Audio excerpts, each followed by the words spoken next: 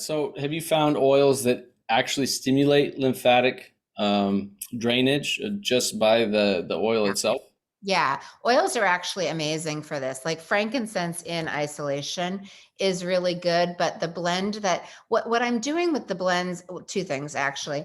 I'm trying to kind of, dilate the vasculature so that it enhances flow. I also have some oils that are kind of grounding, so they support downward momentum.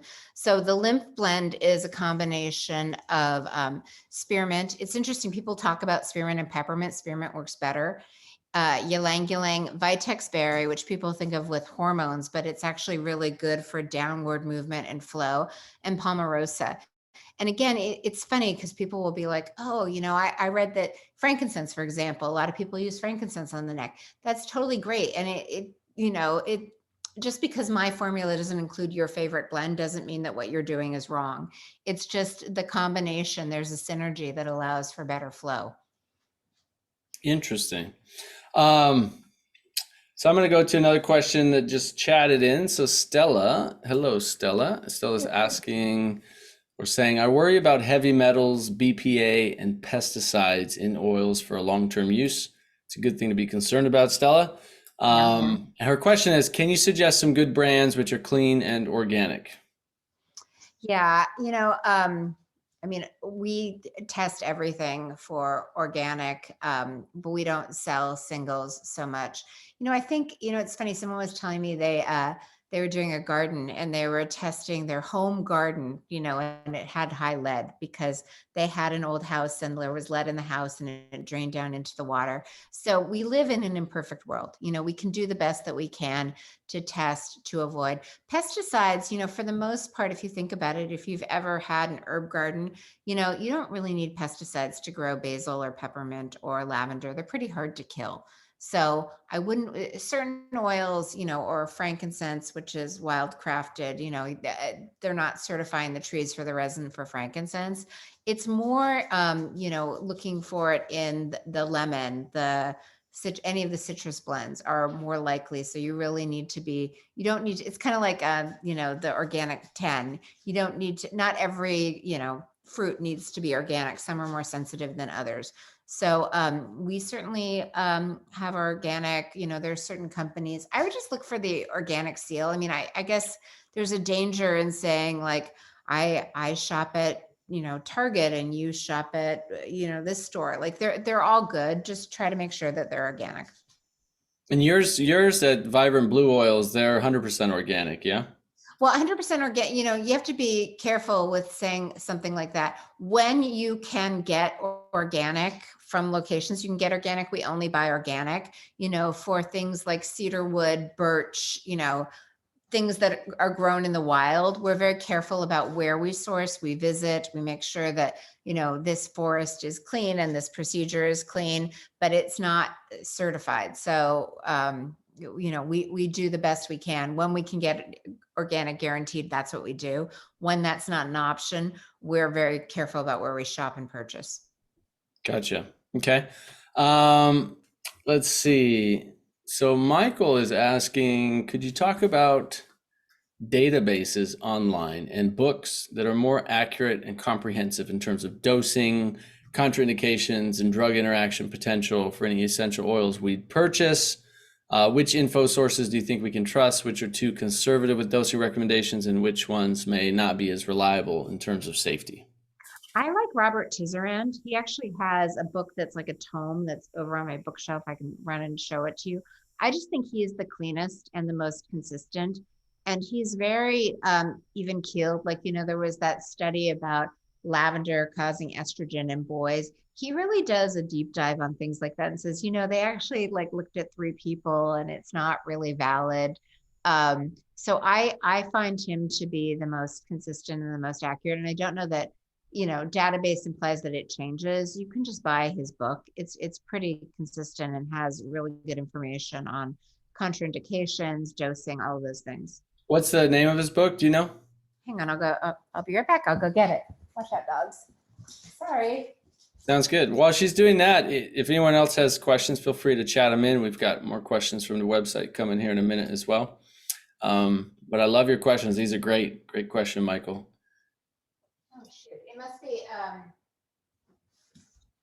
I'll get that back to you. It's just Robert, I thought I had it on my bookshelf. Robert Tizerand on safety. Hang on, I'll look it up and put it in the chat. Sorry, my dogs are kind of going bananas. What's your dog's names again?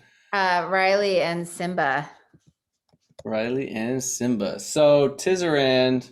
Yeah, it's a essential oil safety, a guide for healthcare professionals. Hang on, I'm just gonna Essential oil safety, a guide for healthcare professionals. Here it is. I'm gonna give you the Amazon link. cool. It is a tome, but it's good. It's really valuable. And then Michael's got a follow-up question about if you know any aromatherapy associations or online databases where you could search for things quickly. I will get back to you on that. Sometimes I haven't loved the. I don't know. I think he's pretty clean in terms of databases. Oh, look, a lot of them. There's certain companies that all data points to them. So I'll get back to you on that one. Gotcha. Good. Well, thank you. So yeah, we had another question about detoxification, lymphatic system. You already touched on that. Do you want to talk any more about that?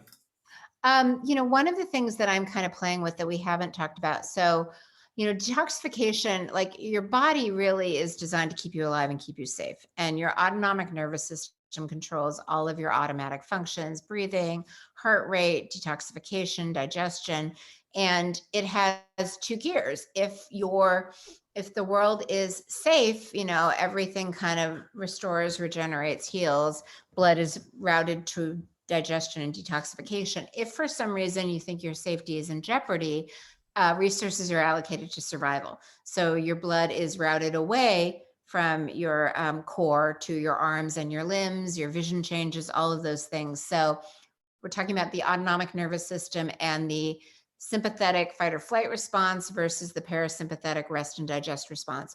You really need to be in rest and digest in order to detoxify. That's really the only time that the cell mobilizes toxins, because if you're going to die, detoxification can be backburnered. So our best blend, and one of the things that I haven't yet talked about, is kind of application points on acupuncture points. We call it parasympathetic. The gear shift between sympathetic fight or flight, parasympathetic rest and digest is your vagus nerve. Cranial nerve number 10 connects the brain to the body, starts at the base of the brain, splits, is most accessible kind of, if you feel with me, behind your earlobe. Yep. Acupuncture points are usually divots. So there's a space behind your earlobe between that bone, that's your mastoid bone. And that is where they've done a lot of experimentation. Like they have external stimuli that can trigger that point. They can actually surgically implant a pacemaker-like device that sends electric signals to stimulate the vagus nerve to activate the parasympathetic nervous system. That invasive surgical procedure has been authorized by the FDA for epilepsy, depression, and migraines. And the idea that you're stimulating the vagus nerve to turn on the parasympathetic nervous system is what inspired this blend. It's clove and lime. Clove is super stimulatory, takes about 20 minutes to get into the skin. All of the citrus blends are smaller molecules, so they act more quickly. That's why they're considered uplifting and good for depression. Lime I found to be the best. So you literally just flip the bottle, put it on that point. The domino effect is it stimulates the vagus nerve, activates the parasympathetic nervous system. Suddenly your body feels safe. If you're anxious, you can calm down. If you're constipated, it's the vagus nerve that signals the whole digestive cascade and the whole motility housekeeping wave. So that gets things going. So that's really kind of a key, because the garbage needs to go from the cell, to the lymph, actually through the fascia and the extracellular matrix, to the lymph, to the blood, to the liver, gallbladder, gut, toilet. At any point, if there's congestion or a bottleneck, that backs up the drainage. It's a hydraulic system. So congestion downstream backs up the upstream channels. So that's one thing that I think oils, if you're deficient in vitamin D, oils are not your solution. Supplement, right? If you're, intermittent fasting does a lot, it's amazing. Oils don't replace other positive health choices that you can make. but they're really good for helping you to shift gears into parasympathetic. You know, most of us know we can do breathing exercises, we can gag ourselves with a tongue depressor, we can meditate. Sometimes those feel easier or harder. This just feels easy and accessible so people can do it. We hope you enjoyed this short excerpt from the Health and Healing Club. This entire video, including an in-depth discussion and thoughtful and inspiring questions and answers, is available inside the Health and Healing Club, along with hundreds of hours of premium and exclusive life-changing content, practices, and holistic, natural, and integrative solutions for health and healing. You can start your free trial today at healthandhealingclub.com.